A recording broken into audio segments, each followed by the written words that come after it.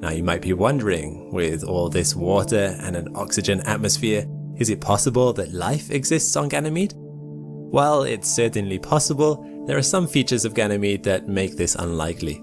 To begin with, the oxygen atmosphere is very thin.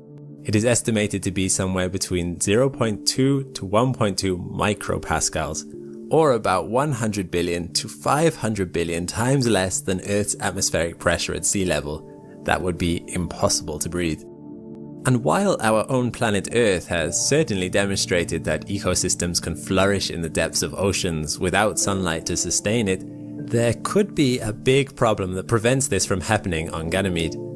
This is because the ocean of Ganymede is so deep that water down at its bottom would likely be compressed back into an ice through sheer pressure. Life in the deepest parts of our ocean can survive thanks to minerals being ejected from geothermal vents. With such a thick ice layer between the core and the ocean, it is unlikely that this would occur on Ganymede.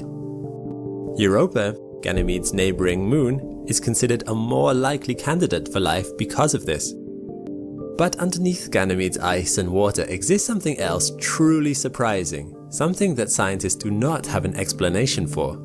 Somehow, Ganymede is producing a magnetic field. The magnetic field of Ganymede was first discovered by scientists in 1996 when the Galileo spacecraft began a series of flybys of the icy moon. A magnetic field is significant as it's the feature on Earth that shelters the planet from solar radiation, enabling all life to flourish.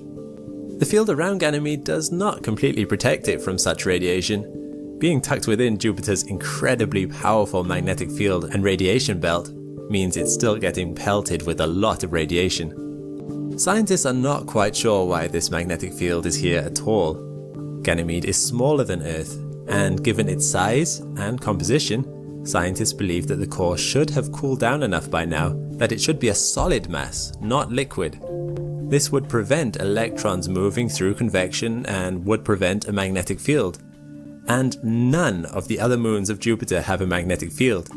In fact, Ganymede is the only moon in the entire solar system that has one. So what's going on? Scientists do not know for sure, but the answer might lie in Ganymede's incredible relationship with its planet and neighbouring moons, and a process known as tidal heating.